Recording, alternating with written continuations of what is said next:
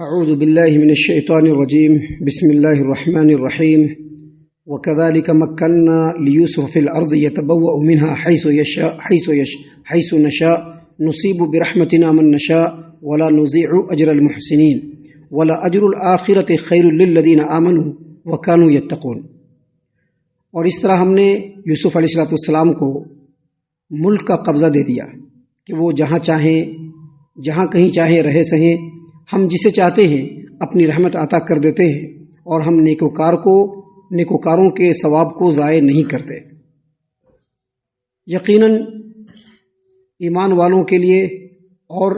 پرہیزگاروں کے لیے اخروی اجر و ثواب بہت ہی بہتر ہے۔ محترم سامعین کرام، سورہ یوسف سورہ نمبر 12 اور اسی صورت سے بھی آپ کے سامنے آیت نمبر 56-57 یعنی 56 اور 57 یہ دو آیتیں آپ کے سامنے تلاوت کی گئیں، اور دونوں آیتوں کا ترجمہ بھی بفضل اللہ، باذن اللہ، بتوفیق اللہ آپ کی خدمت میں پیش کیا گیا۔ سامعین کرام، اس سے پہلے جیسا کہ سورہ یوسف کی جتنی بھی آیتیں آپ کے سامنے پیش کی گئیں اس کا ترجمہ اور اس کی تفسیریں جو ہم نے آپ کے سامنے پیش کیا، ان تمام باتوں کا خلاصہ یہ ہے کہ سیدنا یوسف علیہ السلام جن کو اللہ تبارک و تعالیٰ نے برگزیدہ کیا، چن لیا، یوسف علیہ السلام کی پوری زندگی اب تک بیان کی گئی ہے، اس میں مختلف قسم کے اتار چڑھاؤ آئے۔ سب سے پہلے اللہ تبارک و تعالیٰ نے یوسف علیہ السلام کو ان کے بھائیوں کے ذریعے سے آزمائش میں ڈالا، پھر وہاں سے کنویں میں گرے ہوئے چھوٹے سے بچے کو اللہ تبارک و تعالیٰ نے مصر کے بازار میں پہنچایا، وہاں پہ خریدنے والے نے یوسف علیہ السلام کو خریدا اور بہترین زندگی عطا کی۔ لیکن پھر یوسف علیہ السلام کی آزمائش کا دور آیا، اور مختلف قسم کے آزمائشوں سے گزرتے ہوئے جیل خانے میں پہنچے، اور وہاں سے اللہ تبارک و تعالیٰ نے ان کو مصر کے تخت پہ پہنچا دیا، بادشاہت کے تخت پہ۔ جیسا کہ کل کے درس میں ہم نے آپ کو بتلایا کہ شاہ مصر نے یوسف علیہ السلام کو خاص طور سے بلوایا، ان کا جو بھی مطالبہ تھا، جو بھی ڈیمانڈ تھا، ان کا سب کو شاہ مصر نے پورا کیا، اور پھر ان کو بلوایا اور بلوا کر کے خصوصی طور پر کہا کہ میں تم کو اپنا خصوصی مصاحب بناؤں گا، یعنی ایسا مقام جو مقام اب تک کسی وزیر کو بھی نہیں، کسی بھی وزیر کو نہیں۔ یہاں پر اللہ تبارک و تعالیٰ نے اس آیت کریمہ میں اسی بات کو بیان کیا ہے کہ وَكَذَلِكَ مَكَّنَّا لِيُوسُفَ فِي الْأَرْضِ يَتَبَوَّأُ مِنْهَا حَيْثُ يَشَاءُ نُصِيبُ بِرَحْمَتِنَا مَن نَّشَاءُ وَلَا نُضِيعُ أَجْرَ الْمُحْسِنِينَ۔ مطلب اللہ تبارک و تعالیٰ نے فرمایا کہ اس طرح سے ہم نے یوسف علیہ السلام کو ملک کا قبضہ دے دیا، یعنی وہ مقام عطا کیا کہ یوسف علیہ السلام جو کہتے تھے شاہ مصر وہی کرتا تھا۔ یوسف علیہ السلام کا جو مشورہ ہوتا تھا، جو حکم ہوتا تھا، جس طرح سے چاہتے تھے شاہ مصر کو وہی اقدام کرنا پڑتا تھا، کیونکہ اللہ تبارک و تعالیٰ نے یوسف علیہ السلام کو وہ مقام عطا کیا تھا، اور یہ مقام اللہ ہی کسی کو عطا کرتا ہے۔ یہاں پر اللہ تبارک و تعالیٰ نے فرمایا کہ یتبوأ منها حیث یشاء، جہاں چاہتے تھے رہتے تھے، یعنی ایک آدمی اپنے گھر میں جو اختیار رکھتا ہے، جس طرح سے چاہتا ہے کرتا ہے، جس جگہ پہ چاہتا ہے رہتا ہے، بالکل وہی مقام اللہ تبارک و تعالیٰ نے مصر کے اندر یوسف علیہ السلام کو دے دیا۔ اور اللہ تبارک و تعالیٰ نے آگے مزید فرمایا نصیب برحمتنا من نشاء، نصیب برحمتنا من نشاء، ہم جس کو چاہتے ہیں اپنے رحمت کو اس کو عطا کر دیتے ہیں، اس کو پہنچا دیتے ہیں۔ یہ اصل میں اللہ تبارک و تعالیٰ کی طرف سے خاص رحمت یوسف علیہ السلام کو۔ اللہ نے فرمایا آگے وَلَا نُضِيعُ أَجْرَ الْمُحْسِنِينَ، اور ہم نیکوکار لوگوں کے اجر کو ضائع نہیں کرتے ہیں۔ چونکہ یوسف علیہ السلام کو جو اتنا بڑا اجر ملا، اس کے پیچھے بہت بڑی آزمائش ہے، ایسے ہی چپکے نہیں مل گیا کہ بس بیٹھے بیٹھے یوسف علیہ السلام کو یہ مقام مل گیا، ایسی بات نہیں ہے، بلکہ یہ اجر و ثواب اس صبر کے بدلے میں ہے جو بھائیوں نے ان کے اوپر ظلم کیا، اور ظلم کے وقت انہوں نے صبر کیا، اس صبر کے بدلے میں اللہ تبارک و تعالیٰ نے یوسف علیہ السلام کو یہ مقام عطا کیا۔ یہ جو اجر ملا، یہ جو مقام ملا، اس ثابت قدمی کے بدلے میں کہ عزیز مصر کی بیوی زلیخا نے ہر طرح سے ان کو بہلانے پھسلانے کی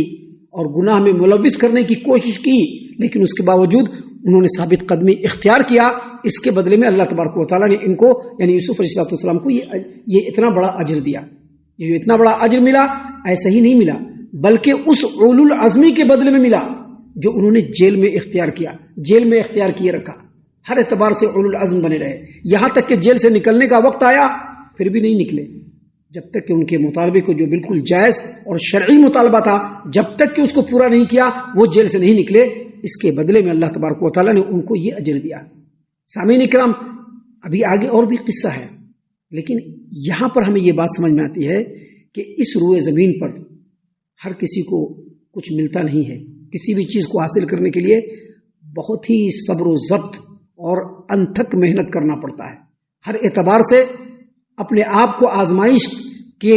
بھٹی میں تپا کر کے کندر بنانا پڑتا ہے، تب جا کر کے اللہ تبارک و تعالیٰ اجر سے نوازتا ہے، مقام سے نوازتا ہے. کوئی ایسے چاہے گا کہ ہم دنیا میں عیش موج کرتے ہوئے کھیلتے کودتے ہوئے ایک بڑا مقام حاصل کر لیں،